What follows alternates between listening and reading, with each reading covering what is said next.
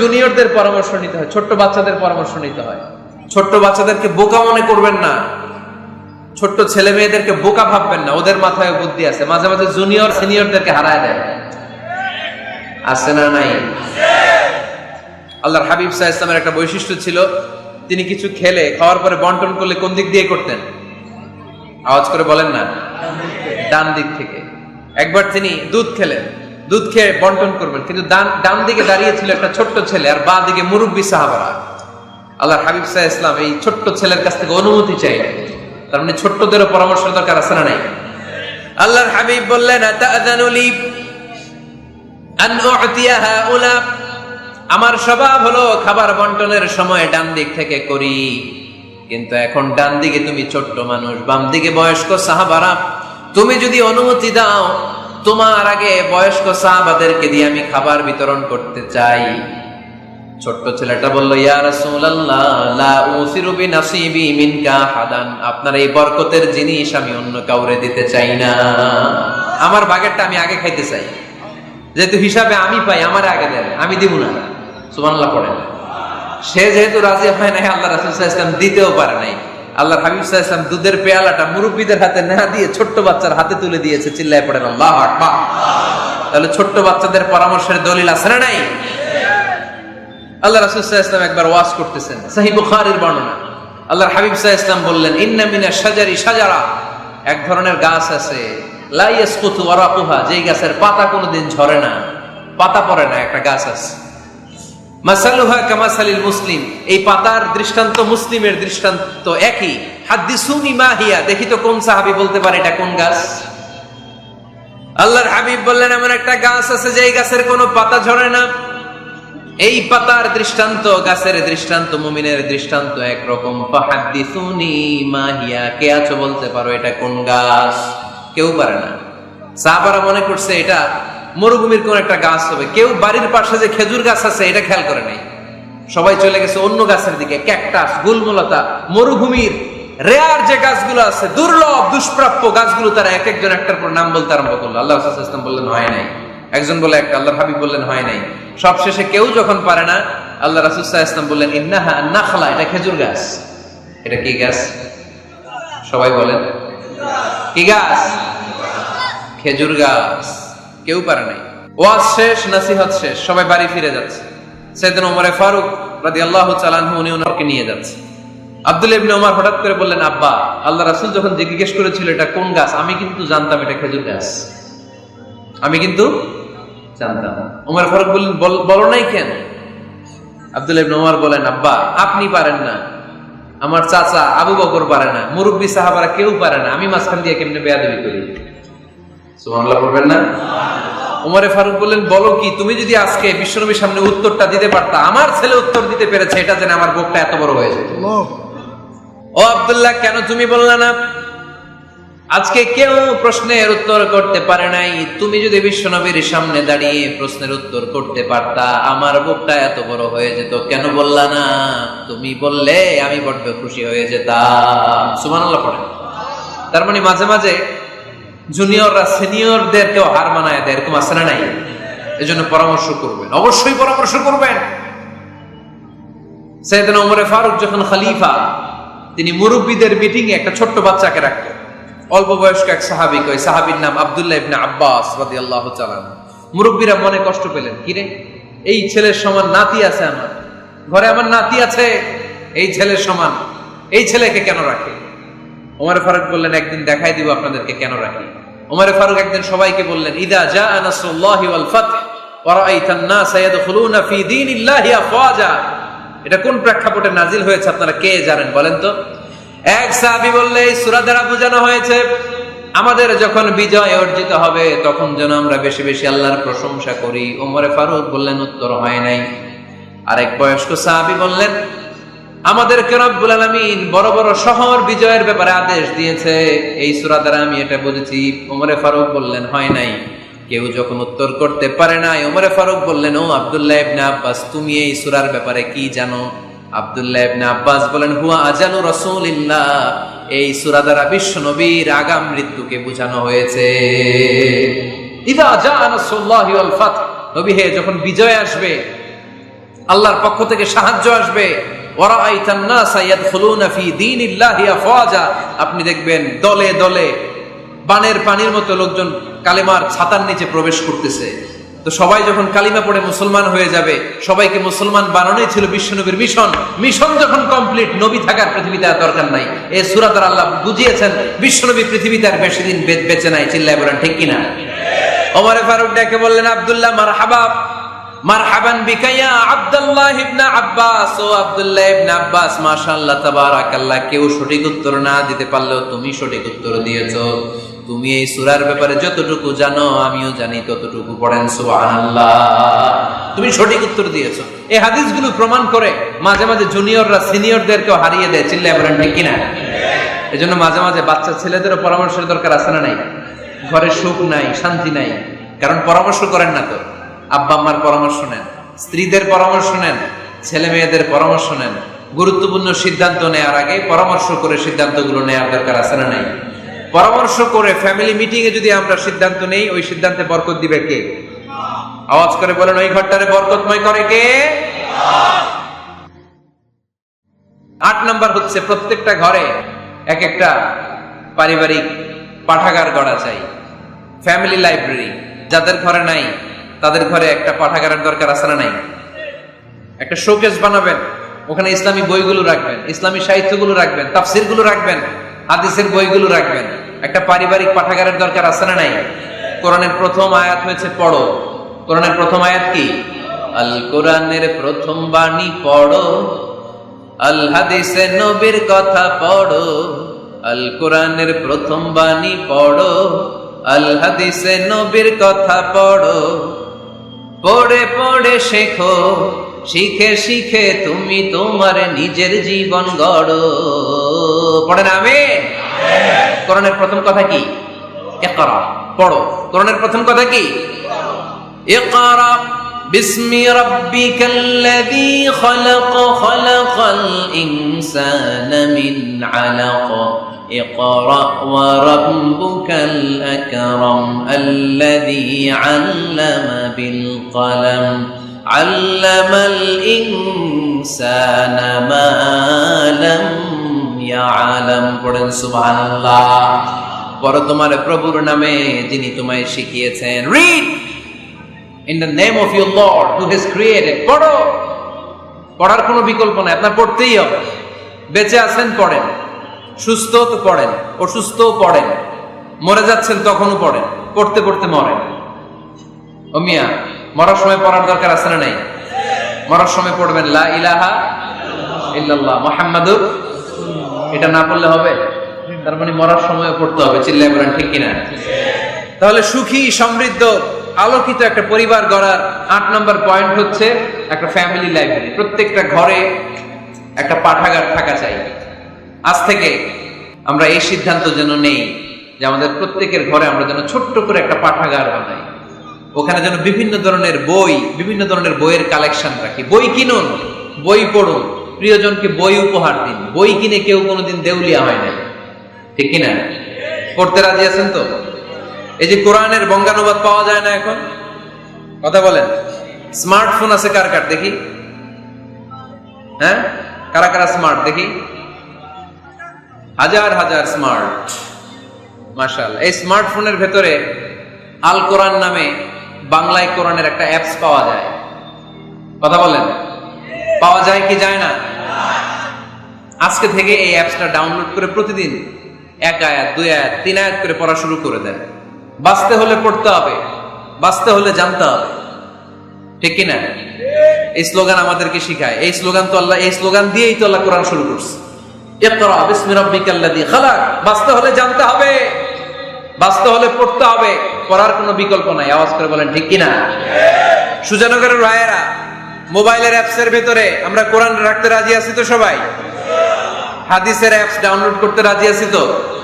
বাস রাজি আছি, ডাউনলোড করে রাখা দেবো, আর কেউ পড়বো না নাকি? হ্যাঁ, প্রতিদিন একটা আয়াত হলেও যেন আমরা পড়ি। আল্লাহ যা বলা দরকার সব বলে দিয়ে গেছে, নতুন করে আর কিছু বলবে না। আমরা যেন পড়াশোনা করি, আমরা যেন একটা পাঠাগার বানাই। আবারও কখনো আসার সুযোগ হলে আমি জিজ্ঞেস করবো, যদি আমার মনে থাকে, যে আপনাদের পাঠাগার আছে কার কার ঘরে? সেদিন সবার হাত তুলতে হবে। এমনি পারা যাবে তো?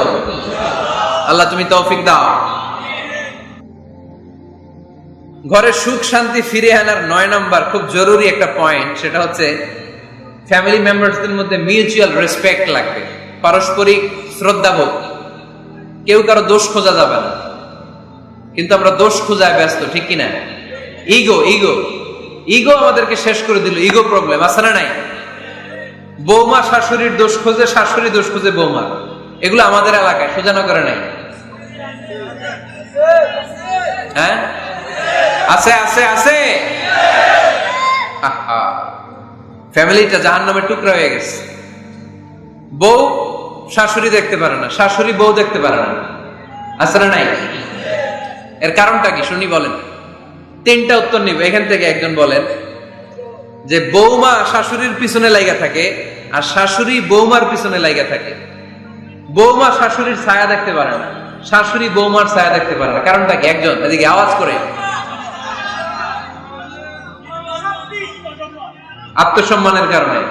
তার মানে ইগো ইগো প্রবলেম। এদিকে একজন। ইসলামের জ্ঞান নাই, মাশাআল্লাহ। আর এদিকে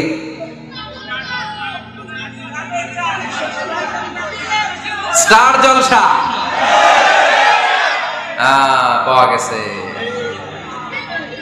স্টার জলসায় যা দেখায় ওইটাই ঘরে চলে না? স্টার জলসা হচ্ছে কেমন করে শাশুড়ির সাথে বউয়ের গিরিঙ্গি লাগানো যায়, এটার প্রশিক্ষণ, ঠিক কিনা? ভয়ঙ্কর। তাহলে এগুলো দেখা বাদ দিতে হবে। এগুলো যতক্ষণ ঘরে থাকবে হবে না, হবে না। রিমোট কন্ট্রোল কেড়ে নিবেন, কেড়ে নিয়ে মাইল লাগাই দিবে। একটা ক্ষুধার্ত বাঘ 1 মাস খায় নাই, তারপরে হরিণের মাংস পাইছে। ওই বাঘের বুঝ দিলেও বাঘের কাছ থেকে হরিণের মাংস টেনে নেওয়া যায়, কিন্তু আমাদের মা বোনদের হাত থেকে হিন্দি সিরিয়ালের জন্য টিভির রিমোট কন্ট্রোল কেড়ে নেওয়া যায় না। দিবে না রিমোট কন্ট্রোল। তো এজন্য আপনাদের কথা অনুযায়ী এই জি বাংলা স্টার জলসা হিন্দি সিরিয়াল হচ্ছে বৌমা শাশুড়ির গিরিঙ্গি বা দ্বন্দ্বের প্রধানতম কারণ।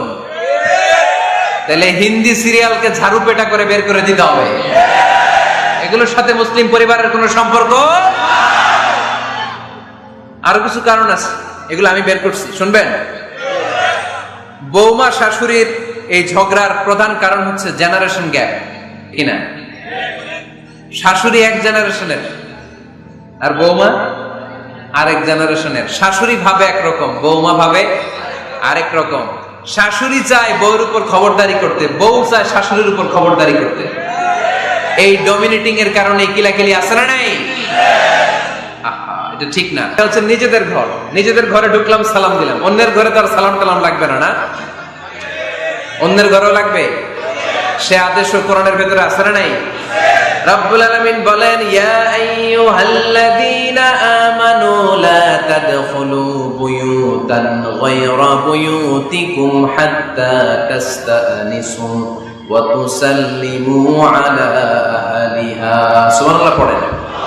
আল্লাহ ডেকে বললেন, ও ঈমানদার, ও বিশ্বাসীরা, অন্যের ঘরে যখন তোমরা প্রবেশ করবা, খবরদার প্রবেশ করার আগে অনুমতি নিয়ে নাও।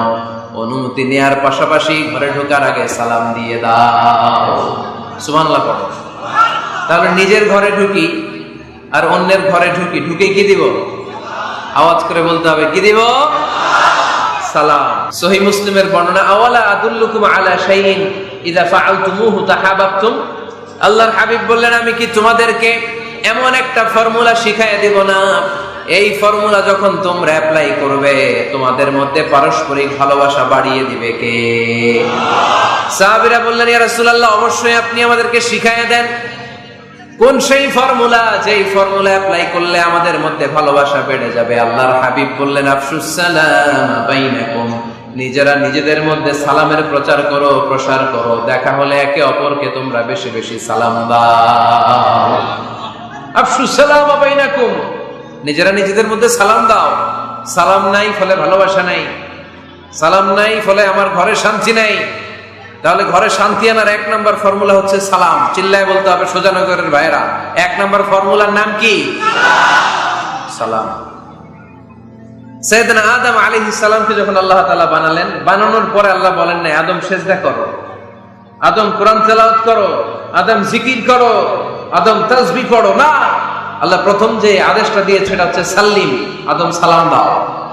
আদম কি দাও? সালাম দাও। আল বাদিউ বিসসালামি বারিউম মিনাল কিবর, আগে আগে যে সালাম দেয় তার অন্তর থেকে অহংকার উঠিয়ে নেয় কে? আল্লাহ চেয়েছেন আমার আদম যেন অহংকারী না হয়, এজন্য আগে আগে সালাম দেওয়া শিখাই দিলেন। চিল্লায় পড়েন আল্লাহু আকবার।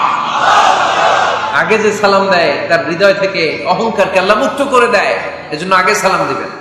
মুরব্বীরা বসে থাকবেন না যে বাচ্চাটা আমার আগে দিবে। অনেক মুরব্বীরা এরকম করে যে আমি দেবো কেন, আমি তো মুরব্বী, ছোটরা আমারে দিবে, এরকম আছে না নাই? আপনি দেন না। আপনি কয়েকদিন দিতে দিতে লজ্জায় পড়ে বাচ্চাটাও আপনার সালাম দিতে শুরু করবে, ঠিক কিনা? আপনি আপনার স্ত্রীকে কয়েকদিন দিয়ে দেখেন না, কয়েকদিন দিয়ে দেখেন, দেখবেন কয়েকদিন পরে আপনার স্ত্রীও আপনাকে সালাম দিতে শুরু করবে, ঠিক কিনা? এজন্য ফ্যামিলিতে সুখ শান্তি আনার প্রথম মাধ্যম হচ্ছে সালাম। বাসায় যে আজকে সালাম দেয়া যাবে, সবাই পারবেন? মাশাআল্লাহ। 1 নম্বর পয়েন্ট শেষ। ঘরে শান্তি রাখার, রহমত রাখার পদ্ধতি হচ্ছে ঘরে ছবি টাঙিয়ে রাখবেন না। ছবি না, বিয়ের ছবি টাঙিয়ে রাখবেন না। মৃত আব্বা আম্মার ছবি বাধাই করে টাঙিয়ে রাখবেন না। নেতা নেত্রীর ছবিও টাঙিয়ে রাখা যাবে না, এটা নিষেধ। রহমতের ফেরেশতারা আসে না, ঘরে ঢুকে না। ইন্নাল মালাইকাতা লা তাদখুলু বাইতান ফীহি তামাসিল ওয়া সূরা, যে ঘরে মূর্তি আছে আর ছবি টাঙিয়ে রাখে ওই ঘরে রহমতের ফেরেশতা প্রবেশ করে না। তো ঘরে যে রহমত নাই, শান্তি নাই, আপনি রহমতের ফেরেশতা ঢোকার ব্যবস্থাই তো রাখেন না। এত রহমত নিয়ে আসতে চায় কিন্তু ঢুকতে পারেন না, ওই যে ছবি টাঙিয়ে রাখছেন। এজন্য সুজানগরের ভাইয়েরা, আমাদের সুজানগরে যদি কারো ঘরে বিয়ের ছবি, আব্বা আম্মার ছবি, ফ্যামিলি গ্রুপ ছবি বা নেতা নেত্রীর ছবি থাকে, আজকে খুলে ফেলা যাবে না? খুলে ফেলা যাবে মুসলমান? খুলে ফেলবেন। হ্যাঁ, আপনি ফ্যামিলি গ্রুপ ছবি রাখতে পারেন। আব্বা আম্মা ভাই বোন সবাই মিলে একটা গ্রুপ ছবি তুললে স্মৃতির জন্য রাখা যায়। এটা অ্যালবাম বন্দি করে রাখবেন, মাঝে মাঝে দেখবেন, দেখলে মৃত্যুর কথা স্মরণ হয়। আয় রে, 10 বছর আগের ছবিটা দেখলে কি কুচকুচে কালো দাড়ি ছিল আমার, এখন সাদা হয়ে গেছে, ঠিক কিনা? তখন বুঝবেন যে মৃত্যুর দিকে আমি এগিয়ে যাচ্ছি। এই দুনিয়াটা ক্ষণিকের, একটা ধোঁকা, একটা মরিচিকা, একটা লোভ আর লালসার পেছনে আমরা ছুটে বেড়াচ্ছি। ধোঁকা। আসল জীবন কবরের জীবন। আওয়াজ করে বলতে হবে, ঠিক কিনা? একদিন মাটির ভেতরে ঘরে মন আমার, কেন বান্ধ দালান ঘর রে মন আমার, কেন বান্ধ দালান ঘর। প্রাণ পাখি উড়ে যাবে পিঞ্জর ছেড়ে,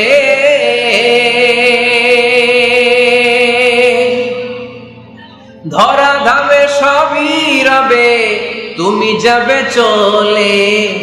বন্ধু বান্ধব যত, মাতা পিতা দ্বারা সুত, বন্ধু বান্ধব যত, মাতা পিতা দ্বারা সুত, সবই হবে তোমার পরে মন আমার, কেন বান্ধ দালান ঘর।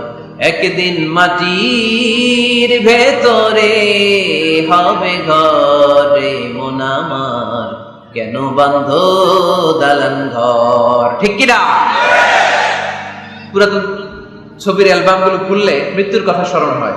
আহা, দাদা পাশে বসা ছিল, আজকে দাদা নাই। নানারা নিয়ে একটা ছবি তুলে অ্যালবামে রাখছিলাম, আজকে নানা নাই। বাবার সাথে ছবি ছিল, আজ বাবা নাই।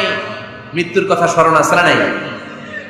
প্রয়োজনে আব্বা আম্মার সাথে বা নিজেদের ফ্যামিলি গ্রুপ পিকচার তুলতে পারবেন, এটা অ্যালবাম বন্দি করে রাখেন, কিন্তু টাঙিয়ে রাখা যাবে? রাখবেন আপনারা? রাখবেন না। অনেকে কুকুরের শো পিস কিনে, কুকুরের, বিড়ালের, কুমিরের শো পিস কিনে শো কেসে সাজিয়ে রাখে, আছে না নাই? সুজানগরে বোধহয় এগুলো নাই, তাই না?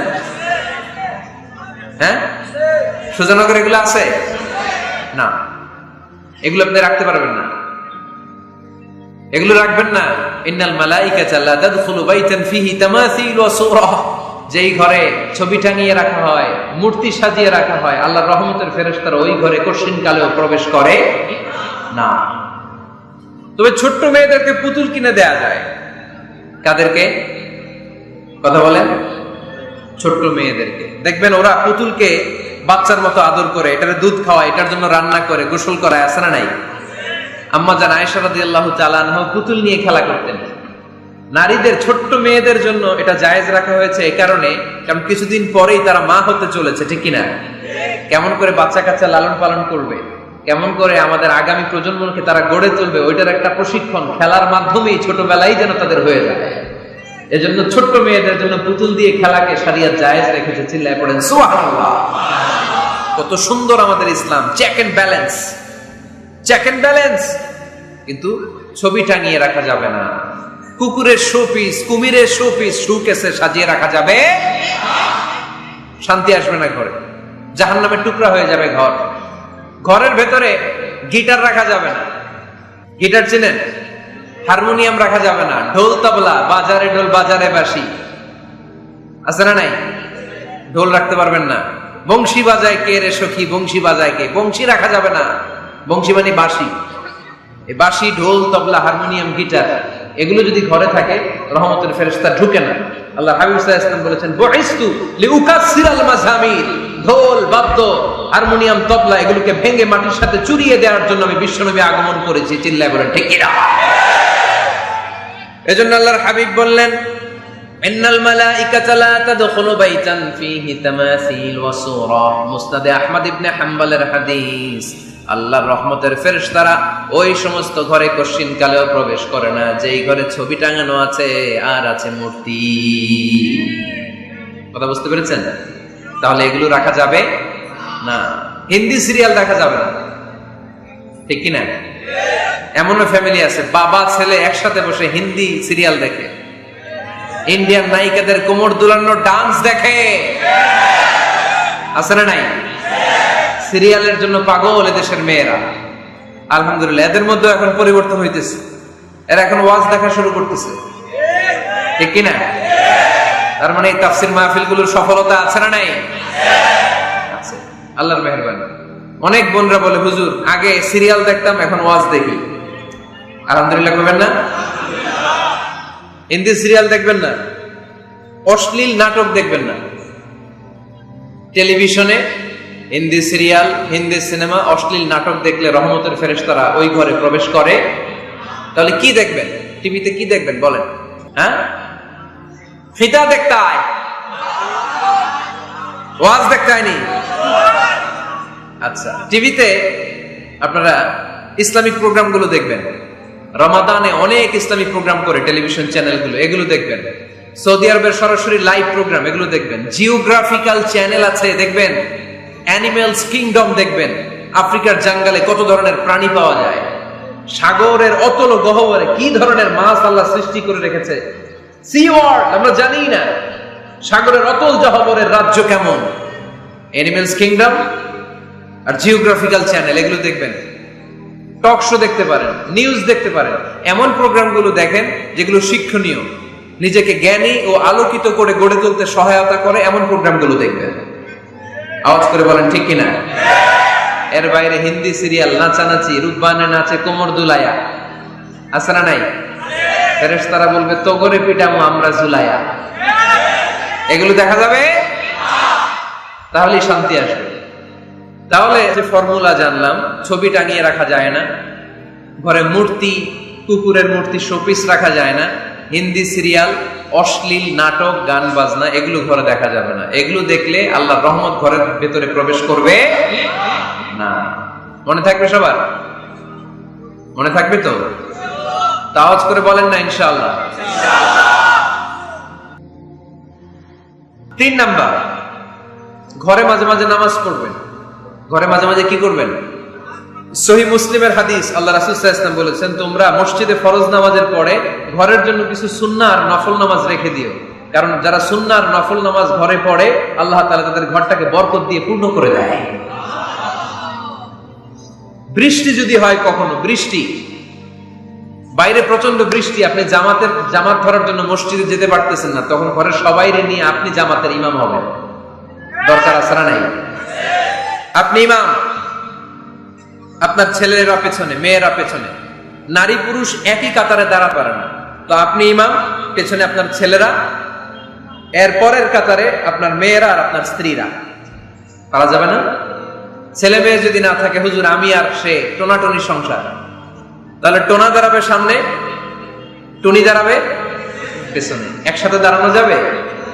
আমি আর আজকে সভাপতি লিয়াকত ভাই দুজনে মিলে যদি জামাত করি, একসাথে দাঁড়ানো যাবে। আমি এদিকে, লিয়াকত ভাই আমার টানে, ঠিক কিনা?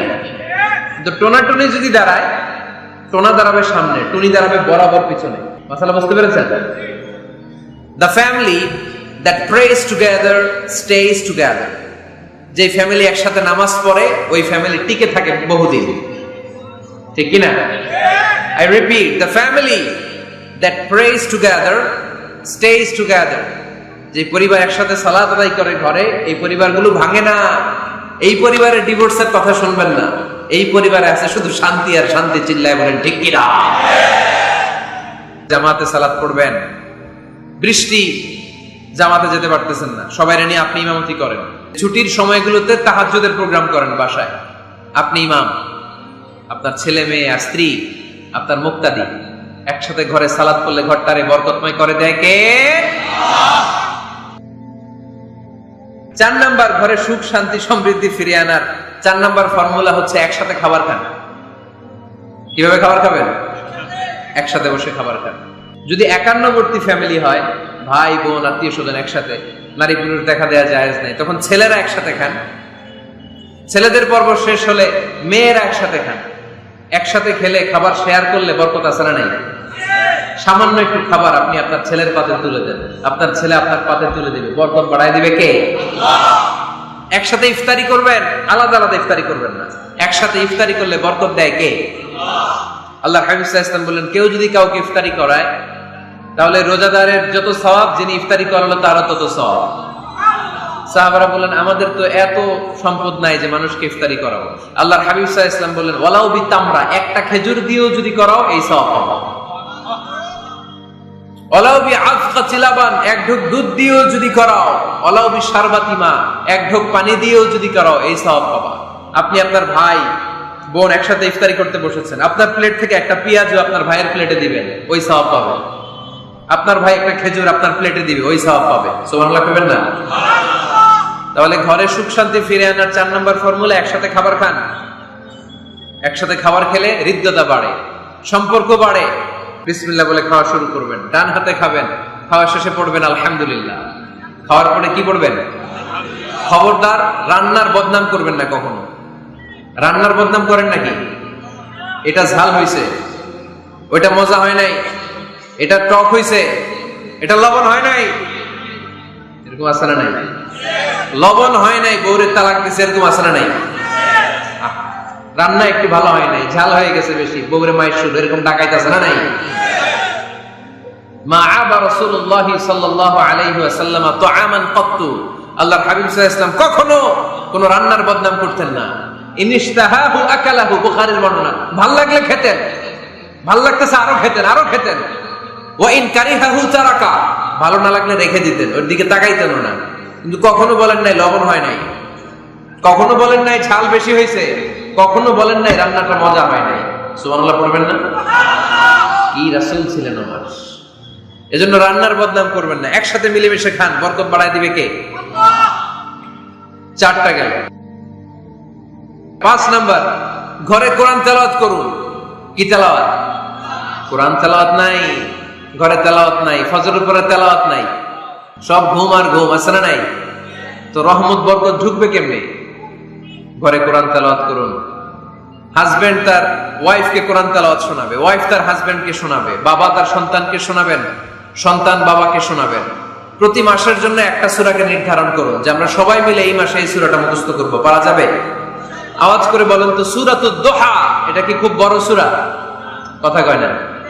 সূরাতুদ দুহা কি বড় সূরা না ছোট সূরা? তো এক মাসে কি এই সূরাটা মুখস্থ করা যাবে না? কথা বলে। ওয়াত-তিনি ওয়াজ-যাইতুন ওয়া তুরি সিনিন, এটা কি বড় সূরা? এক মাসে পারা যাবে না? প্রতি মাসের জন্য একটা করে সূরা নির্ধারণ করুন। তাহলে 12 মাসে কয়টা সূরা? আওয়াজ করে বলতে হবে, 12টা সূরা, প্রতি মাসে একটা। এই যে নতুন বছরের জন্য প্ল্যান নেন, ঘরটারে কি করে সুখী সমৃদ্ধ বানাবেন, প্রতি মাসের জন্য কয়টা সূরা? 12 মাসে তাহলে কয় সূরা? 12 সূরা। প্রতি সপ্তাহে আপডেট নিবেন, কয় আয়াত হইলো তোমার, স্ত্রীর খোঁজ খবর নিবেন, সন্তানের খোঁজ খবর নিবেন, কয় আয়াত হলো। মাস শেষে সবাই সবার কাছ থেকে শুনবেন, ঘরের বরকত বাড়ায় দিবে কে? এরকম ফ্যামিলি আমাদের সবার হোক, আমরা চাই না? হ্যাঁ, স্ত্রী তার স্বামীকে কোরআন তেলাওয়াত করে শোনায়, স্বামী তার স্ত্রীকে কোরআন তেলাওয়াত করে শোনায়, বাবা তার সন্তানকে কোরআন তেলাওয়াত করে শোনায়, সন্তান তার বাবাকে কোরআন তেলাওয়াত করে শোনায়। আপনার ছেলে মেয়েরা যখন কোরআন পড়ে আওয়াজ করে পড়তে বলেন, যাতে ভুল হলে শুধরে দিতে পারেন। এবং প্রতি মাসে যে সূরাটা মুখস্থ করবেন, ওই সূরাটা তাদাব্বুরে কোরআন করতে হবে, অর্থ জানতে হবে। মাতৃভাষায় কোরআনের অর্থ জানার দরকার আছে না নাই? তাহলে ঘরে কোরআন তেলাওয়াত করবেন। আল্লাহ রাসূল সাল্লাল্লাহু আলাইহি ওয়াসাল্লাম আম্মা জান আয়েশা রাদিয়াল্লাহু তাআলা আনহার কোলের মধ্যে মাথা রেখে কোরআন তেলাওয়াত করতেন। সুবহানাল্লাহ নাই? স্ত্রীর কোলে মাথা রেখে কোরআন তেলাওয়াত করবেন, এটা সুন্নাহ। আল্লাহ রাসূল সাল্লাল্লাহু আলাইহি ওয়াসাল্লাম আম্মা জান আয়েশা রাদিয়াল্লাহু তাআলা আনহার কোলে মাথা রেখে কোরআন তেলাওয়াত করতেন। আম্মা জান আয়েশা রাদিয়াল্লাহু তাআলা আনহা বলেন, কানা রাসূলুল্লাহ সাল্লাল্লাহু আলাইহি ওয়াসাল্লাম ইয়াকরাউল কুরআন ওয়া রাসুহু ফি হাজরি ওয়া আনা হায়েদ। আমার মাসিক চলা অবস্থায়, মেনস্ট্রুয়েশনাল পিরিয়ড চলা অবস্থায় আমার কোলে মাথা রেখে বিশ্বনবী কোরআন তেলাওয়াত করেছেন, আর আমি শুনেছি। চিল্লায় পড়েন সুবহানাল্লাহ। ঘরে শান্তি নাই, কারণ কোরআন তেলাওয়াত নাই। তো কোরআনের তেলাওয়াতও নাই, শান্তিও নাই। আল্লাহর হাবিব সাল্লাল্লাহু আলাইহি ওয়াসাল্লাম বলেছেন, সহিহ মুসলিমের হাদিস, লা তাজআলু বুয়ুতাকুম মাকাবিরা, তোমরা তোমাদের ঘরটারে গোরস্থান বানিয়ে রেখো না। ফা ইন্না শাইতানা ইয়ানফিরু মিনাল বাইতিল্লাযী তুকরাউ ফীহি সূরাতুল বাকারা, কারণ শয়তান ওই ঘর থেকে দৌড়ে পালায় যেই ঘরে সূরাতুল বাকারা তেলাওয়াত করা হয়। সুবহানাল্লাহ পড়েন। এজন্য ঘর উদ্বোধনের সময় কোন সূরা পড়তে হয়? সূরা বাকারা। চিল্লায় পড়েন কোন সূরা? আওয়াজ করে পড়েন কোন সূরা? নতুন ঘর করছেন, নতুন দোকান করছেন, নতুন ফ্ল্যাট কিনেছেন, কোন সূরা পড়বেন? সূরাতুল বাকারা। শয়তান ওই ঘরে থাকে না। সহিহ মুসলিমের আরেকটা হাদিসে আল্লাহ রাসূল সাল্লাল্লাহু আলাইহি ওয়াসাল্লাম বলেছেন, ইকরাউ সূরাতাল বাকারা, তোমরা সূরা বাকারা তেলাওয়াত করো। ফা ইন্না আখযাহা বারাকা, যে সূরা বাকারা পড়ে আল্লাহ তাআলা ওই ঘরটায় বরকত দেয়। ওয়া তারকাহা হাসারা, আর যে সূরা বাকারা পড়ে না সে খালি আফসোস করে। ওয়ালা ইস্তাতিউহাল বাতালা, কোন জিন, কোন পেতনি, কোন ব্ল্যাক ম্যাজিক, কোন জাদু টুনা বান ওই ঘরের কোন সদস্যকে কোনো ক্ষতি করতে পারে না। আবার সূরা বাকারায় একটা আয়াত আছে, কোরআনের সর্বশ্রেষ্ঠ আয়াত। বলেন তো আয়াতটার নাম কি? আওয়াজ করে বলেন কোন আয়াত? আল্লাহর হাবিব সাল্লাল্লাহু আলাইহি ওয়াসাল্লাম বললেন, মান কারা আয়াতাল কুরসি দুবুরা কুল্লি সালাতিন মাকতুবা, প্রত্যেক ফরজ সালাতের পরে যে ব্যক্তি আয়াতুল কুরসি পড়বে তার জান্নাতে যাওয়ার ব্যাপারে আর কোনো বাধা থাকবে না। একটা মাত্র বাধা ছাড়া, সেটা হচ্ছে মরণ। লোকটা মরে না তাই জান্নাতে যায় না, মরলেই জান্নাতে। আওয়াজ করে পড়েন আল্লাহু আকবার। তাহলে সংসারে শান্তি আনার 5 নম্বর পদ্ধতি হচ্ছে ঘরে কোরআন তেলাওয়াত করতে হবে। এখন কোরআনের তেলাওয়াত নাই, কোরআন আমরা শিখাতে চাই না, আছে না নাই? আমরা এখন ধর্মপ্রাণ হয়েছি কোরআন ছাড়া। কি ছাড়া? ধর্মপ্রাণ, ধর্মপ্রাণ, আমরা বড়ই ধর্মপ্রাণ। নামাজ রোজার কিছু নাই, ভুলেও ধরি না কোরআন। ধর্মপ্রাণ। রোজ সকালে শুনতাম আগে আল কোরআনের বাণী রে, আল কোরআনের বাণী। এখন শুনি সারে গামার দীপ্ত ফ্যান ফেনানি। রোজ সকালে শুনতাম আগে আল কোরআনের বাণী রে, আল কোরআনের বাণী। এখন শুনি সারে গামার দীপ্ত ফ্যান ফেনানি। ধর্মপ্রাণ মুসলমান আজকাল হয়েছে মডার্ন। ধর্মপ্রাণ, ধর্মপ্রাণ, আমরা বড়ই ধর্মপ্রাণ। নামাজ রোজার কিছু নাই, ভুলেও ধরি না কোরআন। ধর্মপ্রাণ, ঠিক কিনা? প্রতিদিন কোরআন শিখায় যে তার পকেট যায় ফাঁকা রে, তার পকেট যায় ফাঁকা। সপ্তাহে 2 দিন গান শিখায় যে নেয় তো 1000 টাকা। ধর্মপ্রাণ মুসলমান আজকাল হয়েছে মডার্ন, ধর্মপ্রাণ আমরা বড়ই ধর্মপ্রাণ, নামাজ রোজার কিছু নাই ভুলেও ধরি না কোরআন। ধর্মপ্রাণ, এরকম ধর্মপ্রাণ আমরা কেউ হতে চাই? প্রতিদিন ফজরের পরে আমার ঘর থেকে কোরআন তেলাওয়াত হোক, আমরা চাই কি চাই না? ঘরে সুখ সমৃদ্ধি আর শান্তি আসার মাধ্যম হচ্ছে কোরআন তেলাওয়াত করা। ঘরে কোরআন তেলাওয়াত বাড়ায় দেন, ঘরে শান্তি বাড়ায় দিবে কে? 6 নাম্বার হচ্ছে মাঝে মাঝে বেড়াতে যাবেন। পারা যাবে? জি হয়। এই যে আপনাদের এখানে জাফলং আছে না? জাফলং আর কি আছে সিলেটে? মাধবকুণ্ড আর হাকালুকি, সবচেয়ে বড় হাওর বাংলাদেশের। আমি গিয়েছিলাম একবার। এই হাকালুকিতে যে 2 জন হারায় যাবেন, 2 জন 2 দিকে। পারা যাবে?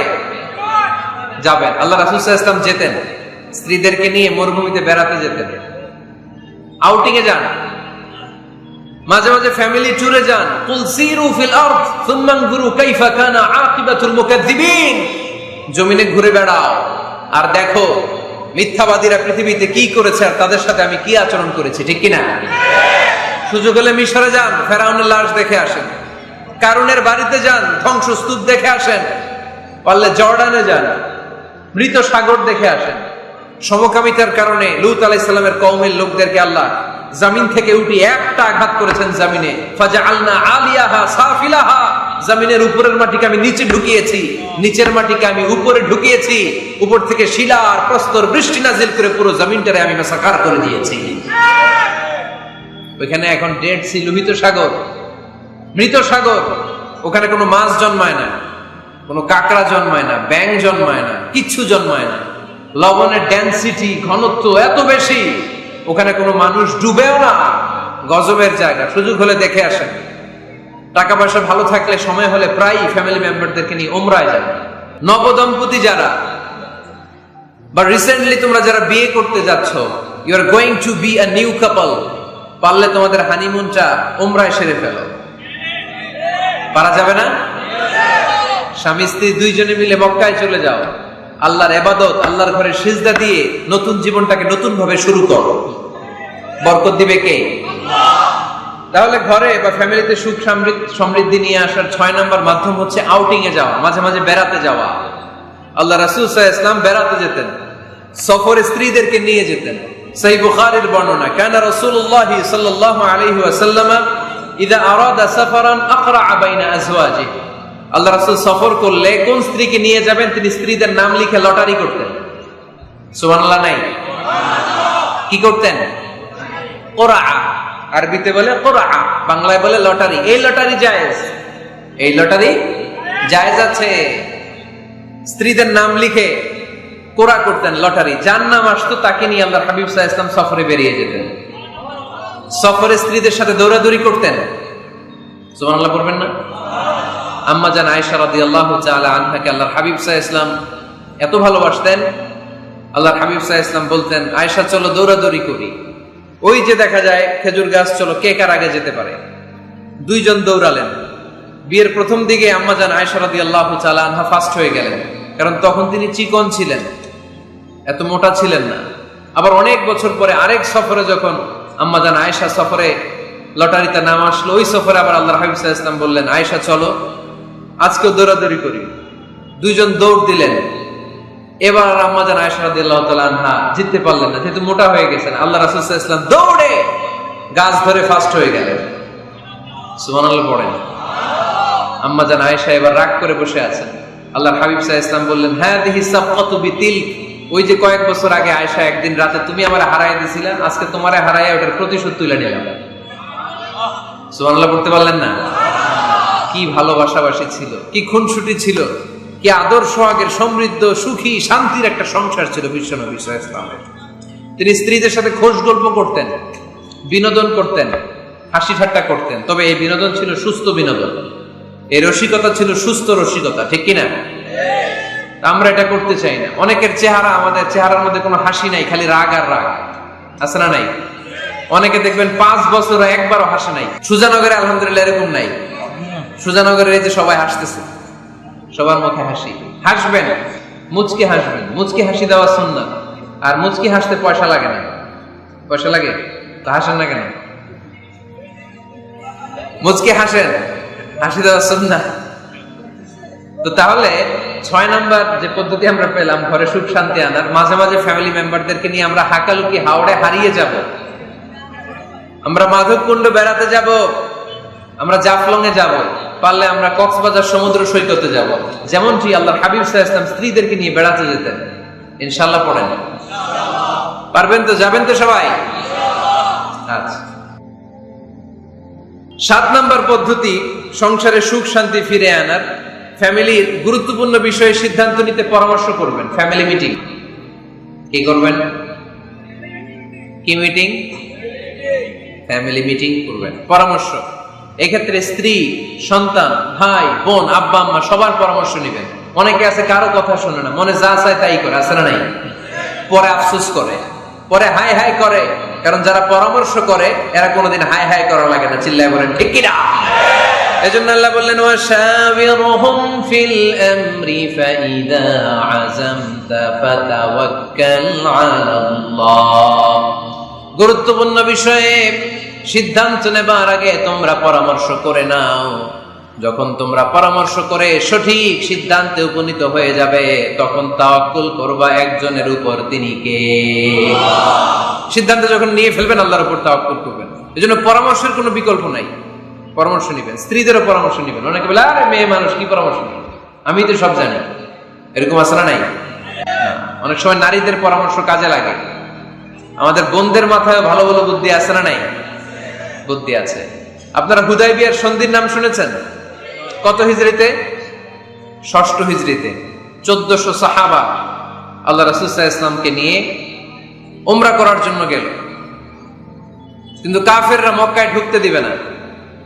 তখন একটা সন্ধি হলো যে এই বছর আমরা ফিরে যাব। আল্লাহর হাবিব সাল্লাল্লাহু আলাইহি ওয়াসাল্লাম ওই সন্ধিতে রাজি হলেন। আংটির মধ্যে মুহাম্মদ রাসূলুল্লাহ সিল মারলেন, রাজি। কিন্তু সাহাবারা রাজি না। সাহাবারা বললেন ইয়া রাসূলুল্লাহ, এত কষ্ট করে 1400 সাহাবা উমরা করার জন্য এসেছি, উমরা না করেই আমরা ফিরে যাব, আমরা যাব না। আল্লাহ হাবিব সাল্লাল্লাহু আলাইহি ওয়াসাল্লাম এদেরকে আদেশ করলেন কুমু ওয়ানহারু, যেহেতু সন্ধি হয়েছে আমি সন্ধি ভঙ্গ করতে পারবো না। সন্ধির নিয়ম অনুযায়ী এবছর আমরা ফিরে যাব, আমরা উমরা করব না। আর যেহেতু আমরা পশু নিয়ে এসেছি, সবাই পশু জবাই করো, মাথার চুল হালাক করে হালাল হয়ে যাও। কিন্তু কেউ কথা শোনে না, কেউ কথা শোনে না। 1400 সাহাবা বসে আছে। আল্লাহ রাসূল সাল্লাল্লাহু আলাইহি ওয়াসাল্লাম ধমক দিয়ে আদেশ করলেন কুমু ওয়ানহারু, দাঁড়াও, পশুগুলোকে জবাই করো, মাথার চুল ফেলে দিয়ে হালাল হয়ে যাও। কেউ কথা শোনে না। আবার বললেন কুমু ওয়ানহারু, 1400 সাহাবা, কেউ শোনে না। আল্লাহ হাবিব সাল্লাল্লাহু আলাইহি ওয়াসাল্লাম এত বিব্রতকর পরিস্থিতিতে কখনো পড়েন নাই, কোনোদিন না। মনটা খারাপ করে আল্লাহ রাসূল সাল্লাল্লাহু আলাইহি ওয়াসাল্লাম তাঁবুর ভিতরে ঢুকে গেলেন। ওই সফরে লটারিতে নাম এসেছিল উম্মে সালামা রাদিয়াল্লাহু তাআলা আনহা। সুবহানাল্লাহ পড়বেন না? উম্মে সালামা রাদিয়াল্লাহু তাআলা আনহা আমাদের আম্মা জান, আল্লাহ রাসূল সাল্লাল্লাহু আলাইহি ওয়াসাল্লামের স্ত্রী। বিশ্বনবী সাল্লাল্লাহু আলাইহি ওয়াসাল্লামকে চিন্তিত আর বিমর্ষ দেখে জিজ্ঞেস করলেন ইয়া রাসূলুল্লাহ, কি সমস্যা? আল্লাহর হাবিব সাল্লাল্লাহু আলাইহি ওয়াসাল্লাম পুরো ঘটনাটা খুলে বললেন। খুলে বলার পরে এবার উম্মে সালামা বলেন ইয়া রাসূলুল্লাহ, আমার মাথায় এক বুদ্ধি আছে। আমার মাথায় কি আছে? এক বুদ্ধি আছে, আপনি চাইলে এটা আমল করতে পারেন। আল্লাহর হাবিব সাল্লাল্লাহু আলাইহি ওয়াসাল্লাম বললেন কি বুদ্ধি আছে তোমার মাথায়, বলো। উম্মে সালামা রাদিয়াল্লাহু তাআলা আনহা বললেন ইয়া রাসূলুল্লাহ সাল্লাল্লাহু আলাইহি ওয়াসাল্লাম, আপনি কারোর সাথে কথা বলবেন না, কাউকে আদেশ করবেন না, আপনি নিজে ঘর থেকে এখন বের হয়ে যাবেন, নিজেই আপনার ওটটাকে আপনি নহর করে ফেলবেন, মানে জবাই করে ফেলবেন। এরপর আপনার চুল যে সাহাবা সব সময় কেটে দেয় তাকে আদেশ করবেন আপনার চুল ফেলে দেওয়ার জন্য, বাকিটা কি হয় নিজেই দেখবেন। সুবহানাল্লাহ পড়বেন না? উম্মে সালামা রাদিয়াল্লাহু তাআলা আনহার পরামর্শ অনুযায়ী আল্লাহর হাবিব সাল্লাল্লাহু আলাইহি ওয়াসাল্লাম তাবু থেকে বের হলেন। নিজ হাতে ছুরি দিয়ে ওটকে নহর করলেন। ওট জবাই করা যায় না। কুরবানির সময় ঈদুল আযহায় 10-12 জন মিলে গরুকে রশি দিয়ে বেঁধে মাটিতে শুইয়ে গলার মধ্যে আমরা যেভাবে জবাই করি, উটকে ওইভাবে জবাই করা যায় নাকি? আরব বিশ্বে আমাদের ভাইরা ছিল, তারা জানে উট জবাই হয় না, উটকে করতে হয় নহর। আল্লাহর হাবিব সাল্লাল্লাহু আলাইহি ওয়াসাল্লাম নিজে ছুরি নিয়ে ওটার গলার মধ্যে এরকম খোঁচা মারলেন, ফিনকি দিয়ে ঝমঝম করে রক্ত বেরোতে শুরু করলো, নহর হয়ে গেল। সাহাবারা দৃশ্য দেখে অবাক। আল্লাহর হাবিব বললেন, আইনা হালিকি, আমার মাথার চুল হালাক করে দেয় ওই সাহাবী কই? আমার সেলুনম্যান কোথায়? আমার বারবার কোথায়? আল্লাহর হাবিবের কথা শুনে বিশ্বনবীর ওই সাহাবী এসে দাঁড়িয়ে গেল। আল্লাহর হাবিব বলল, আমার মাথার চুল তুমি ফেলে দাও। ওই সাহাবী বিশ্বনবীর মাথার চুল ফেলে দিল। এই দৃশ্য দেখে 1400 সাহাবী ধৈর্য ধারণ করতে পারলো না, দাঁড়িয়ে থাকতে পারলো না। এই দৃশ্য দেখা মাত্র 1400 সাহাবী সবাই দাঁড়িয়ে নিজেদের পশু জবাই করে সবাই নিজেদের মাথা হালাক করে হালাল হয়ে গেল। আওয়াজ করে পড়েন আল্লাহু আকবার। The problem solved. কার পরামর্শে? কার পরামর্শে? স্ত্রীর পরামর্শে।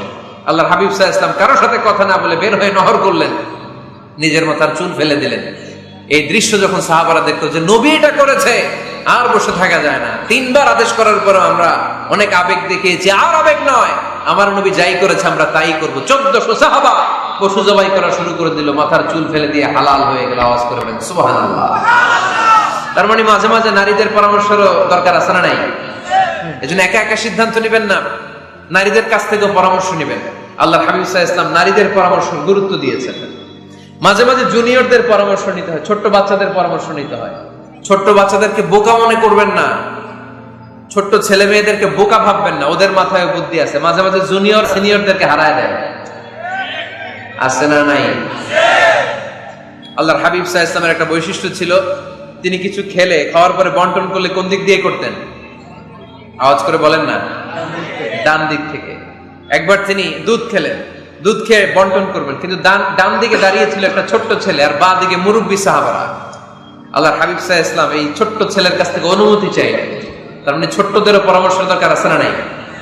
আল্লাহর হাবিব বললেন, আতাযানু লি আন উ'তিয়া হাউলা, আমার স্বভাব হলো খাবার বন্টনের সময় ডান দিক থেকে করি, কিন্তু এখন ডান দিকে তুমি ছোট্ট মানুষ, বাম দিকে বয়স্ক সাহাবারা, তুমি যদি অনুমতি দাও তোমার আগে বয়স্ক সাহাবাদেরকে দিয়ে আমি খাবার বিতরণ করতে চাই। ছোট্ট ছেলেটা বলল, ইয়া রাসূলুল্লাহ, লা উসিরু বিনাসিবি মিনকা হাদান, আপনার এই বরকতের জিনিস আমি অন্য কাউরে দিতে চাই না, আমার ভাগেরটা আমি আগে খাইতে চাই।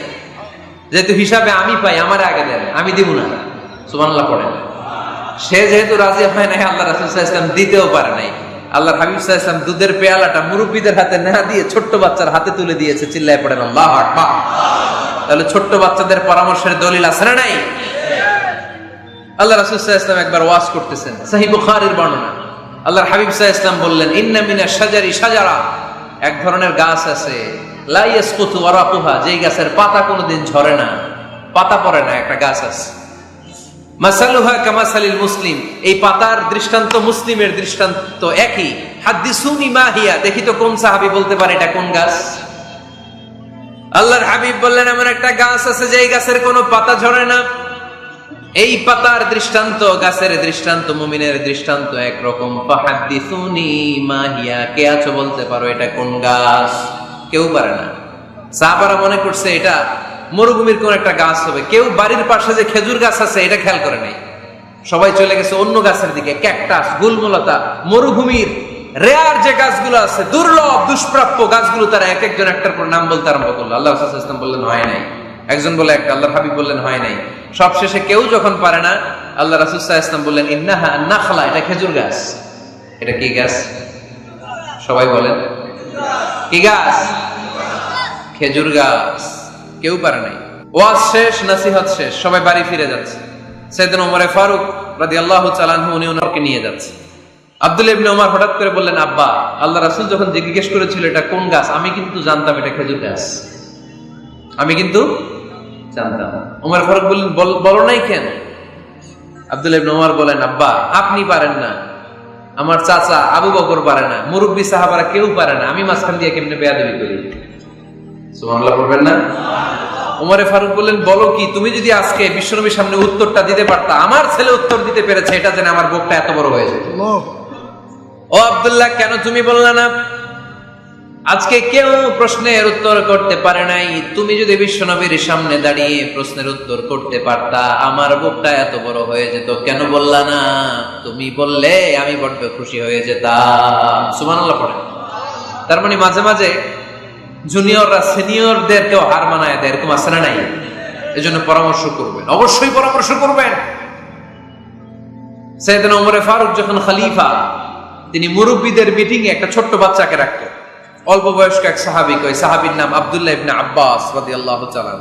মুরব্বীরা মনে কষ্ট পেলেন, কিরে এই ছেলের সমান নাতি আছে আমার ঘরে, আমার নাতি আছে এই ছেলের সমান, এই ছেলেকে কেন রাখে? ওমর ফারুক বললেন, একদিন দেখাই দিব আপনাদেরকে কেন রাখি। ওমর ফারুক একদিন সবাইকে বললেন, ইদা জাআ নাসরুল্লাহি ওয়াল ফাতহ ওয়া রাআইতান নাসা ইয়াদখুলুনা ফি দীনিল্লাহি আফওয়াজা। এটা কোন প্রেক্ষাপটে নাজিল হয়েছে আপনারা কে জানেন বলেন তো? এক সাহাবী বললে, এই সূরা দ্বারা বোঝানো হয়েছে আমাদের যখন বিজয় অর্জিত হবে তখন যেন আমরা বেশি বেশি আল্লাহর প্রশংসা করি। ওমর ফারুক বললেন, উত্তর হয় নাই। আরেক বয়স্ক সাহাবী বললেন, আমাদেরকে রব্বুল আলামিন বড় বড় শহর বিজয়ের ব্যাপারে আদেশ দিয়েছে, এই সূরা দ্বারা আমি এটা বুঝেছি। ওমর ফারুক বললেন, হয় নাই। কেউ যখন উত্তর করতে পারে নাই, ওমর ফারুক বললেন, ও আব্দুল্লাহ ইবনে আব্বাস, তুমি এই সূরার ব্যাপারে কি জানো? আব্দুল্লাহ ইবনে আব্বাস বলেন, হুয়া আজালু রাসূলিল্লাহ, এই সূরা দ্বারা বিশ্ব নবীর আগাম মৃত্যুকে বোঝানো হয়েছে। ইদা জাআ নাসরুল্লাহি ওয়াল ফাতহ, নবী হে যখন বিজয় আসবে, আল্লাহর পক্ষ থেকে সাহায্য আসবে, ওয়া রাআইতান নাসা ইয়াদখুলুনা ফি দীনিল্লাহি আফওয়াজা, আপনি দেখবেন দলে দলে বানের পানির মতো লোকজন কালেমার ছাতার নিচে প্রবেশ করতেছে। তো সবাই যখন কালিমা পড়ে মুসলমান হয়ে যাবে, সবাইকে মুসলমান বানানোই ছিল বিশ্বনবীর মিশন। মিশন যখন কমপ্লিট, নবী থাকার পৃথিবীতে আর দরকার নাই। এই সূরা দ্বারা আল্লাহ বুঝিয়েছেন বিশ্বনবী পৃথিবীতে আর বেশি দিন বেঁচে নাই। চিল্লায় বলেন ঠিক কিনা? ওমর ফারুক ডেকে বললেন, আব্দুল্লাহ মারহাবা, মারহাবান বিকা ইয়া আব্দুল্লাহ ইবনে আব্বাস। ও আব্দুল্লাহ ইবনে আব্বাস, মাশাআল্লাহ তাবারাকাল্লাহ, কেউ সঠিক উত্তর না দিতে পারলেও তুমি সঠিক উত্তর দিয়েছো। তুমি এই সূরার ব্যাপারে যতটুকু জানো আমিও জানি ততটুকু। পড়েন সুবহানাল্লাহ। তুমি সঠিক উত্তর দিয়েছো। এই হাদিসগুলো প্রমাণ করে মাঝে মাঝে জুনিয়ররা সিনিয়রদেরকেও হারিয়ে দেয়। চিল্লায় বলেন ঠিক কিনা? এজন্য মাঝে মাঝে বাচ্চা ছেলেদেরও পরামর্শের দরকার আছে না নাই? ঘরে সুখ নাই, শান্তি নাই, কারণ পরামর্শ করেন না তো। আব্বা আম্মার পরামর্শ নেন, স্ত্রীদের পরামর্শ নেন, ছেলে মেয়েদের পরামর্শ নেন। গুরুত্বপূর্ণ সিদ্ধান্ত নেওয়ার আগে পরামর্শ করে সিদ্ধান্তগুলো নেওয়ার দরকার আছে না নাই? পরামর্শ করে ফ্যামিলি মিটিং এ যদি আমরা সিদ্ধান্ত নেই, ওই সিদ্ধান্তে বরকত দিবে কে? আওয়াজ করে বলেন, ওই ঘরটারে বরকতময় করে কে? 8 নাম্বার হচ্ছে, প্রত্যেকটা ঘরে এক একটা পারিবারিক পাঠাগার গড়া চাই, ফ্যামিলি লাইব্রেরি। যাদের ঘরে নাই তাদের ঘরে একটা পাঠাগারের দরকার আছে না নাই? একটা শোকেস বানাবেন, ওখানে ইসলামী বইগুলো রাখবেন, ইসলামী সাহিত্যগুলো রাখবেন, তাফসিরগুলো রাখবেন, হাদিসের বইগুলো রাখবেন। একটা পারিবারিক পাঠাগারের দরকার আছে না নাই? কোরআনের প্রথম আয়াত হয়েছে পড়ো। কোরআনের প্রথম আয়াত কি? আল কোরআনের প্রথম বাণী পড়ো, আল হাদিসে নবীর কথা পড়ো। আল কোরআনের প্রথম বাণী পড়ো, আল হাদিসে নবীর কথা পড়ো। পড়ে পড়ে শেখো, শিখে শিখে তুমি তোমার নিজের জীবন গড়ো। পড়েন আমিন। কোরআনের প্রথম কথা কি? ইকরা, পড়ো। কোরআনের প্রথম কথা কি? ইকরা বিসমি রাব্বিকাল্লাযী খালাক, খালাকাল ইনসানা মিন আলাক। ইকরা ওয়া রাব্বুকাল আকরাম আল্লাযী আল্লামা বিল কলম আল্লামাল ইনসানা মা লাম ইয়ালাম। পড়েন সুবহানাল্লাহ। পড়ো তোমার প্রভুর নামে যিনি তোমায় শিখিয়েছেন। Read in the name of your Lord who has created. পড়ো, পড়ার কোনো বিকল্প নাই, আপনার পড়তেই হবে। বেঁচে আছেন পড়েন, সুস্থ তো পড়েন, অসুস্থ পড়েন, মরে যাচ্ছেন তখনও পড়েন, পড়তে পড়তে মরেন। ও মিয়া, মরার সময় পড়ার দরকার আছে না নাই? মরার সময় পড়বেন লা ইলাহা ইল্লাল্লাহ মুহাম্মাদুর। এটা না পড়লে হবে? তার মানে মরার সময় পড়তে হবে। চিল্লায় বলেন ঠিক কিনা? তাহলে সুখী, সমৃদ্ধ, আলোকিত একটা পরিবার গড়ার 8 নম্বর পয়েন্ট হচ্ছে একটা ফ্যামিলি লাইব্রেরি। প্রত্যেকটা ঘরে একটা পাঠাগার থাকা চাই। আজ থেকে আমরা এই সিদ্ধান্ত যেন নেই, যে আমাদের প্রত্যেকের ঘরে আমরা যেন ছোট্ট করে একটা পাঠাগার বানাই, ওখানে যেন বিভিন্ন ধরনের বই, বিভিন্ন ধরনের বইয়ের কালেকশন রাখি। বই কিনুন, বই পড়ুন, প্রিয়জনকে বই উপহার দিন। বই কিনে কেউ কোনোদিন দেউলিয়া হয় না, ঠিক কিনা? পড়তে রাজি আছেন তো? এই যে কোরআনের বঙ্গানুবাদ পাওয়া যায় না এখন, কথা বলেন। স্মার্টফোন আছে কার কার দেখি? হ্যাঁ, কারা কারা স্মার্ট দেখি? হাজার হাজার স্মার্ট, মাশাআল্লাহ। এই স্মার্টফোনের ভেতরে আল কোরআন নামে বাংলায় কোরআনের একটা অ্যাপস পাওয়া যায়, কথা বলেন। পাওয়া যায় কি যায় না? আজকে থেকে এই অ্যাপসটা ডাউনলোড করে প্রতিদিন 1 আয়াত 2 আয়াত 3 আয়াত করে পড়া শুরু করে দেন। বাঁচতে হলে পড়তে হবে, বাঁচতে হলে জানতে হবে, ঠিক কিনা?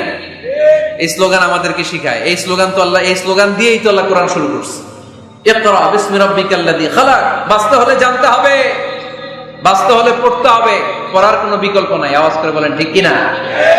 সুজানগরের ভাইয়েরা, মোবাইলের অ্যাপসের ভেতরে আমরা কোরআন রাখতে রাজি আছি তো সবাই? হাদিসের অ্যাপস ডাউনলোড করতে রাজি আছি তো? বাস রাজি আছি, ডাউনলোড করে রাখা দেবো, আর কেউ পড়বো না নাকি? হ্যাঁ, প্রতিদিন একটা আয়াত হলেও যেন আমরা পড়ি। আল্লাহ যা বলা দরকার সব বলে দিয়ে গেছে, নতুন করে আর কিছু বলবে না। আমরা যেন পড়াশোনা করি, আমরা যেন একটা পাঠাগার বানাই। আবারও কখনো আসার সুযোগ হলে আমি জিজ্ঞেস করবো, যদি আমার মনে থাকে যে আপনাদের পাঠাগার আছে কার কার ঘরে, সেদিন সবার হাত তুলতে হবে। এমনি পারা যাবে তো? আল্লাহ তুমি তৌফিক দাও। ঘরে সুখ শান্তি ফিরে আনার 9 নাম্বার খুব জরুরি একটা পয়েন্ট, সেটা হচ্ছে ফ্যামিলি মেম্বারসদের মধ্যে মিউচুয়াল রেসপেক্ট লাগবে, পারস্পরিক শ্রদ্ধাবোধ। কেউ কারো দোষ খোঁজা যাবে না, কিন্তু আমরা দোষ খোঁজায় ব্যস্ত, ঠিক কিনা?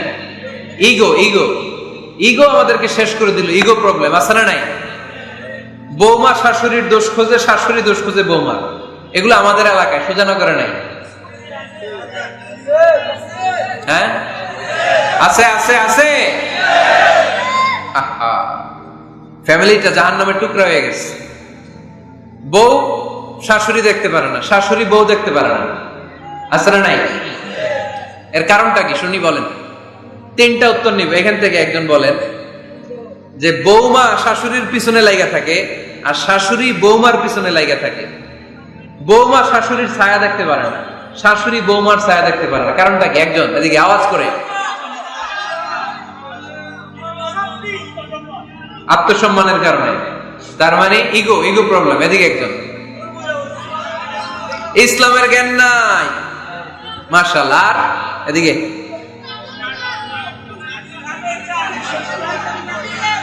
স্টার জলসা পাওয়া গেছে। স্টার জলসায় যা দেখায় ওইটাই ঘরে চলে না। স্টার জলসা হচ্ছে কেমন করে শাশুড়ির সাথে বউয়ের গিরিঙ্গি লাগানো যায়, এটার প্রশিক্ষণ, ঠিক কিনা? ভয়ঙ্কর। তাহলে এগুলো দেখা বাদ দিতে হবে। এগুলো যতক্ষণ ঘরে থাকবে হবে না, হবে না। রিমোট কন্ট্রোল কেড়ে নিবেন, কেড়ে নিয়ে মাইল লাগাই দিবে। একটা ক্ষুধার্ত বাঘ 1 মাস খায় নাই, তারপরে হরিণের মাংস পাইছে। ওই বাঘের বুঝ দিলেও বাঘের কাছ থেকে হরিণের মাংস টেনে নেওয়া যায়, কিন্তু আমাদের মা বোনদের হাত থেকে হিন্দি সিরিয়ালের জন্য টিভির রিমোট কন্ট্রোল কেড়ে নেওয়া যায় না। দিবে না রিমোট কন্ট্রোল। তো এজন্য আপনাদের কথা অনুযায়ী এই জি বাংলা স্টার জলসা হিন্দি সিরিয়াল হচ্ছে বৌমা শাশুড়ির গিরিঙ্গি বা দ্বন্দ্বের প্রধানতম কারণ। তাহলে হিন্দি সিরিয়ালকে ঝাড়ু পেটা করে বের করে দিতে হবে। এগুলোর সাথে মুসলিম পরিবারের কোনো সম্পর্ক। আরো কিছু কারণ আছে, এগুলো আমি বের করছি, শুনবেন। বৌমা শাশুড়ির এই ঝগড়ার প্রধান কারণ হচ্ছে জেনারেশন গ্যাপ, কিনা? শাশুড়ি 1 জেনারেশনের আর বৌমা আরেক জেনারেশনের। শাশুড়ি ভাবে একরকম, বৌমা ভাবে আরেক রকম। শাশুড়ি চায় বউর উপর খবরদারি করতে, বউ চায় শাশুড়ির উপর খবরদারি করতে। এই ডমিনেটিং এর কারণে কিলাকিলি আছে না নাই? এটা ঠিক না। আমার শাশুড়ি মায়েরা যারা আছেন, প্রথমে শাশুড়ি দিয়ে শুরু করি। আমার মাইকের আওয়াজ যে ঘরগুলোতে যায়, আমার শাশুড়ি মাদেরকে বলবো বউদের উপর অত্যাচার করবেন না। ছেলেরে প্রশ্ন করে, তোর কাছে তোর বউ বড় না আমি বড়? আছে না নাই? এটা একটা প্রশ্ন হইল। তোর বউ বড় না আমি বড়? দুইজনেই বড়। তা এক ছেলে সুন্দর উত্তর দিছে, আমার কাছে ভালো লাগছে উত্তরটা শুনে। এক মা প্রশ্ন করছে, তোর এতদিন আমি লালন পালন করে বড় করলাম, জীবন যৌবন তোর জন্য শেষ করলাম, আজকে বউ পাইয়া বউ তোর আপন হয়ে গেল। এবার ছেলে উত্তর দিছে, মা, আমার মুখ থেকে মা ডাক শোনার জন্য তুমি কি কষ্টটাই না করছো জীবনে। 10 মাস আমারে পেটে ধারণ করলা, খাইতে পারো নাই, বমি করছো, খালি ওষুধ খাইছো, তোমার পেট কেটে আমারে বের করা হয়েছে, 2 বছর আমারে দুধ খাওয়াইছো, পেশাব পায়খানা পরিষ্কার করেছো, বয়স যখন 3-4 তখন তোমার আমি মা ডাকছি। এই মা ডাকটা শোনার জন্য তুমি এত কষ্ট করছো। আর আরেকবারের মাইয়া এই ঘরে আইসাই তোমার মা ডাকা শুরু করছে। যেই মেয়েটা তোমারে মা ডাকে সে আমার আপন হবে না কেন মা? ঠিক কিনা? এই মা ডাক শোনার জন্য তুমি এত কষ্ট করলা, আমার লালন পালন করলা, 10 মাস পেটে ধরলা, পেশাব পায়খানা পরিষ্কার করলা, এরপরে মা ডাক শুনতে পারছো। আর আরেকবারের মেয়ে জানা নাই চিনা নাই এসেই তোমার ডাকা শুরু করছে মা। তো যে আমার মারে মা ডাকে তার স্থান তো আমার কলিজায়, ঠিক কিনা? শাশুড়ি আম্মারা যারা আছেন, প্লিজ বৌমাদেরকে কষ্ট দিয়েন না। অনেক শাশুড়ি আছে পান থেকে চুন খসলে রেগে যায়, পদে পদে স্ত্রীর ভুল ধরে, বউয়ের ভুল ধরে, আছে না নাই? এটা করবেন না। সে তো নতুন, আপনার অনেক এক্সপিরিয়েন্স হতে তার সময় লাগবে, তাকে সময় দিন, তাকে ভালোবাসুন, ঠিক কিনা? না বুঝে সামান্যতে বৌমারে বদদোয়া দেয়, এরকম আছে না নাই? কিন্তু বুঝতে চায় না, বৌমারে যদি বদদোয়া দেয় তাহলে তার নিজ ছেলের পরিবারের ক্ষতি, পেটে ধরা যে ছেলে, ছেলের পরিবারের কিন্তু ক্ষতি, তার আপন নাতি নাতনিদেরই ক্ষতি। আওয়াজ করে বলেন ঠিক কিনা? বৌমাকে বদদোয়া দিয়েন না। বৌমাকে নিজের মেয়ের মতো দেখবেন। সমাধান আমি দিচ্ছি, কেমন দেখতে হবে? নিজের মেয়ের মতো। নিজের মেয়ে সকালে ঘুম থেকে ওঠে 11টা, ওইটা সমস্যা নাই। বৌমা কেন উঠলো না, ওইখানেই ঝামেলা, আছে না নাই? মেহেরবানি করে আপনার বৌমাকে আপনার নিজের মেয়ের মতো দেখেন। নিজের মেয়েরে যেমনি আদর করেন তাকেও অমনি আদর করেন। আপনার বৌমারে যদি আপনি কষ্ট দেন, মনে রাখবেন আপনার নিজের মেয়েটাও আরেকবারের বউ হয়ে কয়েকদিন পরে যাবে। আপনি যা যা করবেন আপনার মেয়েকেও তারা ওই রকম কষ্ট দিয়ে বাড়িতে ফিরিয়ে দিবে। চিল্লায় বলেন ঠিক কিনা? খবরদার, টিট ফর ট্যাট। ইটটি মারলে পাটকেলটি খেতে হয়। এজন্য শাশুড়ি আম্মা জানারা যারা আছেন, বৌমার সাথে খারাপ আচরণ করবেন না মেহেরবানি করে। তাকে আপনি কষ্ট দিলে আপনার নিজের মেয়েটাও আরেক বাড়ির বৌমা হবে, সেও ওই বাড়িতে এই কষ্টগুলো ভোগ করবে। এগুলো যখন আপনি শুনবেন তখন আপনার চোখ দিয়ে পানি পড়বে কি পড়বে না? পড়বে। এবার আসেন বৌমার কথা বলি। বৌমা যারা আছেন মেহেরবানি করে, বৌমা যারা আছেন মেহেরবানি করে আপনার শাশুড়ি আম্মাকে নিজের মায়ের জায়গায় রাখবেন। আপনার বাড়ি ছেড়ে নতুন বাড়িতে আসছেন, তো এটাই তো আপনার বাড়ি। আপনার মা রেখে দিয়ে নতুন মা পাইছেন, এটাই তো আপনার মা। তো ওনাকে মায়ের জায়গায় বসাতে আপনার সমস্যাটা কোথায়? বৌমারা খেয়াল রাখবেন, আপনি আপনার শাশুড়ির সাথে যে আচরণটা করতেছেন, আপনার শেষ বয়সে আপনার ছেলের বিয়ে দেওয়ার পরে যেই বৌমাটা আসবে ওই আচরণই আপনাকে ফিরিয়ে দিবে। The nature has its own return. প্রকৃতির একটা মাইর আছে, এটা শেষ মাইর, এটা শেষ খেলা। প্রকৃতির খেলা বড় খেলা। আপনি আপনার শাশুড়ির সাথে যে আচরণ করবেন, আপনার শেষ বয়সে আপনি একদিন শাশুড়ি হবেন, এটা মাথায় রাখবেন।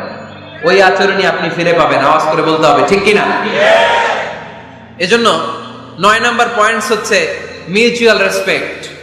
সবাই যেন সবাইকে ভালোবাসি। দোষ ছাড়া মানুষ নাই, সবার দোষ আছে। আমরা যেন একে অন্যের দোষ না খুঁজি। বৌমারা, আপনাদের কেন যদি আমার মাইকের আওয়াজ যায়, অল্প কিছু টেকনিক অবলম্বন করলে আপনি আপনার শাশুড়ির মন জয় করতে পারবেন। শাশুড়িরা আসলে বেশি কিছু চায় না। আগের জামানার মানুষ তো, এদেরকে ওইভাবে হাত করতে হবে। মাঝে মাঝে একটু শাশুড়ির মাথায় তেল দিয়ে দিবেন, চুলে তেল দিয়ে দিবেন আর কি, মাঝে মাঝে চুল আশ্রয় দিবেন। এগুলো কিন্তু খুব পছন্দ করে শাশুড়িরা। ওনার প্রেশারটা একটু মেপে দিবেন, ডায়াবেটিক্সের ওষুধটা খাইলো কিনা সময় মতো খোঁজ নিবেন, কি পছন্দ করে খেতে একটু রান্না করে দিবেন। যেই বক্তার ওয়াজ শুনতে পছন্দ করে ওই বক্তার ওয়াজগুলো ডাউনলোড করে শাশুড়ি আম্মাকে দিবেন। ইসলামী বই দিবেন, দেখবেন বয়স্ক নারীরা মাহফিল যেতে খুব পছন্দ করে, ওয়াজ শুনতে খুব পছন্দ করে, নবীদের কাহিনীগুলো শুনতে পছন্দ করে। বসায় বসায় একটু কাহিনীগুলো শোনাবেন। বাইরে বেরোলে জিজ্ঞেস করেন, আম্মা আপনার কিছু লাগবে কিনা। আর একটা টিপস আছে, চুল যখন আশ্রাবেন আর শাশুড়ির মাথা যখন তেল দিয়ে দিবেন, তখন অতীতের কথা জিজ্ঞেস করেন, দেখবেন অতীতের স্মৃতিতে হারিয়ে গিয়েছে আপনার শাশুড়ি। কে জিজ্ঞেস করবেন জানেন? জিজ্ঞেস করবেন, আম্মা জান, মুক্তিযুদ্ধের সময় আপনার বয়স কত ছিল? ওই সময় মুক্তিযুদ্ধের সময় আপনাদের এলাকায় কি কি হয়েছিল মা? আরেকটা প্রশ্ন করবেন, মা বিয়ের সময় আপনি কেমন ছিলেন? ওই দিন দেখবেন বুড়ি আর বুড়ি নাই, জুয়ান হয়ে গেছে।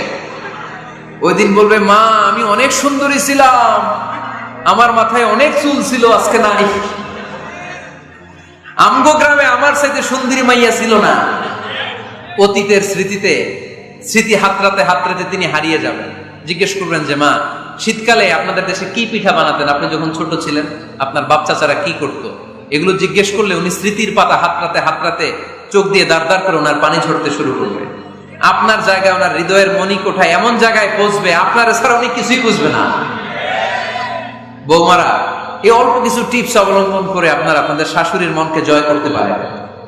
শাশুড়ি বৌমার দ্বন্দ্ব আমরা চাই না।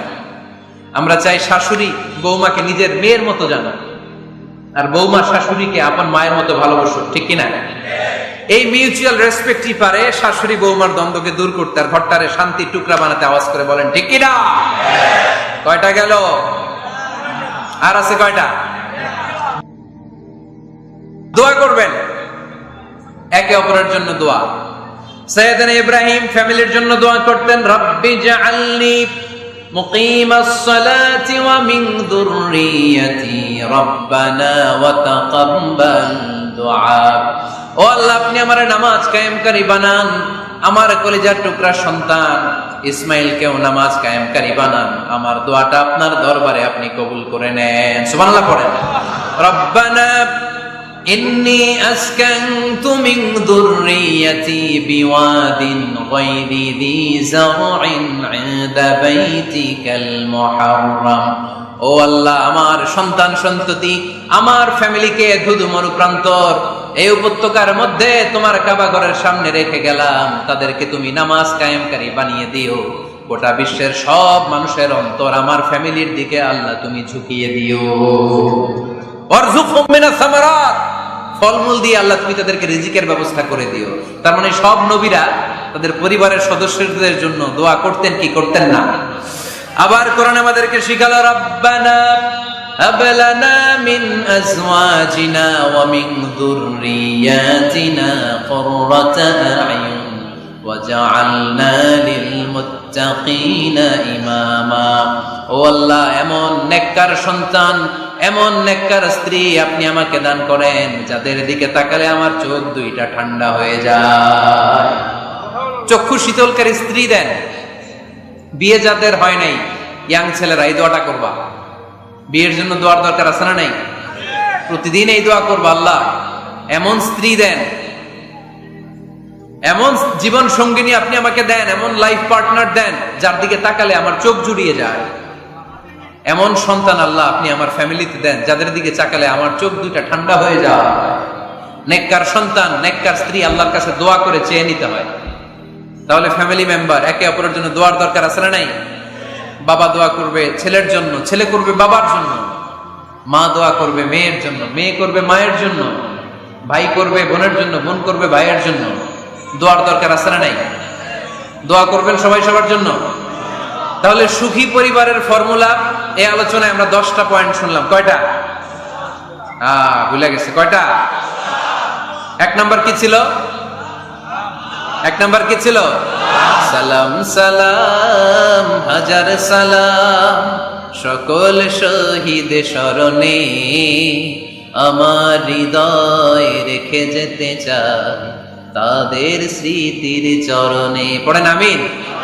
তাহলে ঘরে শান্তি আনার 1 নাম্বার মাধ্যম, আওয়াজ করে উত্তর দিতে হবে। 1 নাম্বার মাধ্যম কি? সালাম দিন, সালামাতে থাকুন। জান্নাতি আমেজ যদি ঘরের মধ্যে পেতে চান, সালাম দিন। সালাম মানে শান্তি। সালাম দেই না, এজন্য ঘরে শান্তিও নাই। 1 নম্বরে সালাম। 2 নম্বরে হচ্ছে মূর্তি টুর্তি ছবি এগুলো টাঙিয়ে রাখা যাবে? হিন্দি সিরিয়াল, উলঙ্গ দৃশ্য এগুলো দেখা যাবে? তাহলে ঘরে শান্তি দিবে কে? 3 নাম্বার, ঘরে নামাজ পড়তে হবে মাঝে মাঝে। ফরজ নামাজ মসজিদে পড়ে ঘরে এসে সুন্নাহ নফলগুলো, অথবা তাহাজ্জুদের সময় জামাতে নামাজ। The family that prays together stays together. যে ফ্যামিলি একসাথে সালাত পড়ে ওই ফ্যামিলি ভাঙে না। ওই ফ্যামিলির পুরো সদস্যদের মধ্যে শান্তি সম্প্রীতি দিয়ে এই সমৃদ্ধি বাড়িয়ে দেয় কে? 4 নাম্বার, একসাথে খাবার খাবেন। 5 নাম্বার, একে অপরকে কোরআন তেলাওয়াত করে শোনাবেন। ফজরের পরটা যেন হয় কোরআনের সুমধুর ধ্বনি দিয়ে মুখরিত আমাদের ঘর। স্ত্রীর কোলে মাথা রেখে কোরআন তেলাওয়াত করবেন। মাসে একটা সূরা নির্ধারণ করে মুখস্থ এবং তাদাব্বুরে কোরআন বুঝবার চেষ্টা করবেন। 6 নাম্বার, বেড়াতে যাবেন। জাফলং, কক্সবাজার, হাকালুকি, হাওরে যেয়ে হারিয়ে যাবেন সবাই। 7 নাম্বারে, গুরুত্বপূর্ণ সিদ্ধান্ত নিতে ফ্যামিলি মিটিং করুন। সেক্ষেত্রে স্ত্রী, সন্তান সবার পরামর্শের মতামতের গুরুত্ব দিন। 8 নাম্বারে, পারিবারিক পাঠাগার গড়ে তুলুন, পড়ার অভ্যেস গড়ে তুলুন, নতুন নতুন বই কিনুন, বই মেলায় যান,